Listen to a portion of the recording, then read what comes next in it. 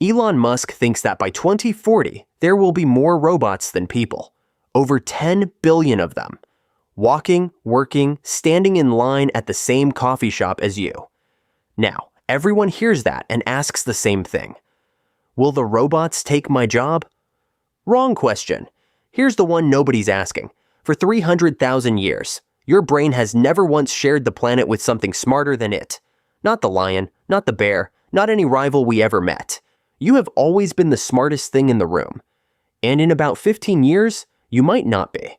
So forget the job for a second. What does that do to the actual brain in your head? Because it has no idea this is coming, and it has zero defense built for it. Okay, first, that 10 billion number, because it's a great hook and it might be nonsense. Here's the tell that it's soft. Back in early 2024, Musk agreed there'd be about 1 billion of them. By that October, on a stage in Saudi Arabia, the number had jumped to 10 billion. Same man, same decade, a 10 times jump in under a year.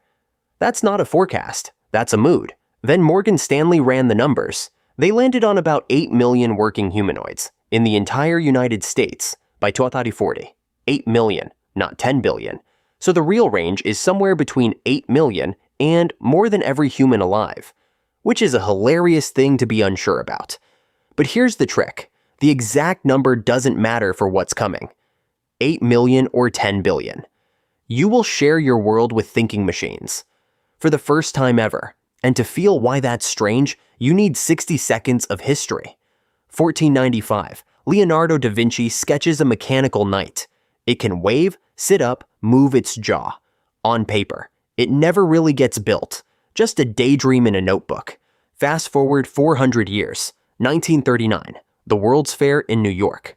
A company wheels out Electro, a 7-foot metal man. He walks, he talks with a 700-word vocabulary. And yes, he smokes cigarettes on stage. For half a century, that's about as good as it gets. Then the year 2000, Honda unveils Asimo, a little white robot that actually walks and climbs stairs. A few years later, it's running. Then Boston Dynamics shows up and the robots start doing backflips.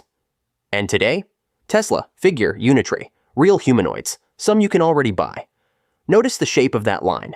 For 500 years, basically nothing. Then in the last 20, everything. Evolution moves like a snail, slow, step by step, over millions of years. This moves like a rocket, and the rocket is just getting started. Okay, history lesson over, hard cut. Because the timeline isn't the point. The point is what that rocket does to the thing reading this. So here's something true about you that you've never noticed. Your brain is obsessed with rank. Walk into any room, and without deciding to, your brain runs a calculation. Who here is above me? Who's below me? Where do I fit? You don't choose to do this. It's wired in. We are a ranking primate, down to the bone. Watch a group of chimps and you'll see it. A top one, a bottom one, a whole ladder. We never left that ladder. We just hid it under suits and job titles. And here's the part that runs your life without asking. Your mood rides on where you land. Feel respected? You stand taller? You sleep better. Feel looked down on. Your body floods with stress. Your sense of who you are is bolted right onto where you rank. This isn't vanity. It's older than that. For your ancestors, rank was life or death. The one at the top ate first. The one at the bottom got the scraps. So your brain learned one rule and never forgot it. Always know where you stand.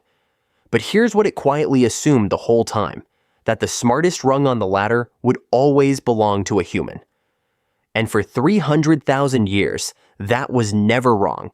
Every rival we ever met, we outthought. The mammoth was bigger. The wolf was faster. We didn't win by being strong. We won by being the cleverest animal in the fight. And here's the wild part most people forget. We weren't even the only humans. Earth used to have several kinds. Neanderthals, Denisovans, others. Big brains, tools, fire. And one way or another, they didn't make it. We did. We shared the world with other smart minds, and we're the ones still here. So your brain doesn't just expect to be smartest. It has a perfect, unbroken 300,000-year record. It has literally never lost, which means it never had to build the feeling for losing. And that's the gap nobody's talking about. Here's a way to feel it. Imagine you're the best chess player in your town. Your whole life, everyone knows it. It's part of who you are. Then a kid moves in, and the kid beats you, easily, without trying. then beats everyone else, and never loses again. Now sit with that for a second.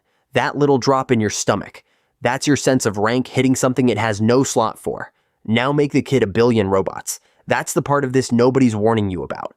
We keep arguing about whether the robots can do our jobs. But your brain has an older, weirder alarm. Not, can it work? But wait, am I not the smart one anymore?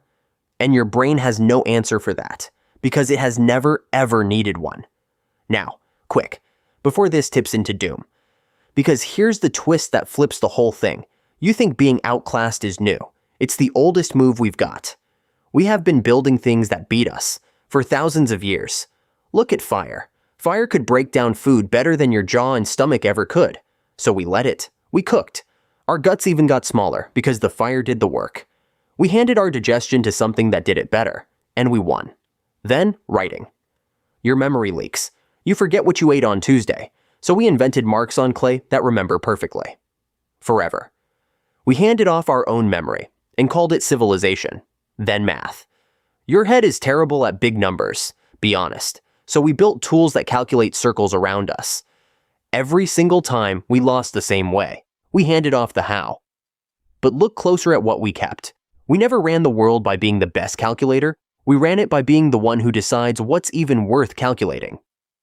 So, yes, a robot might outthink you, the way a calculator already outcounts you, the way fire already outdigests you. You lost those races a long time ago, and you're doing fine. Your brain ranks everything because for 300,000 years, being on top meant staying alive. But you were never really climbing the smart ladder, you were climbing a different one. The ladder of what's worth doing, and there's nobody on that one but us. The robot can answer any question you throw at it. It just can't care which question is worth asking. That part, wanting, choosing, deciding what matters, is still stubbornly, completely yours. So here's where it lands. In about 15 years, you may not be the smartest thing in the room. And the most ancient part of your brain is going to hate that. Let it. That panic is just a really old reflex from a primate who's used to winning. You're not being knocked off the ladder. You've been outclassed before, by fire, by writing, by the calculator, and every time, you stayed the one who decides where it all points. That's the move. That's the whole move.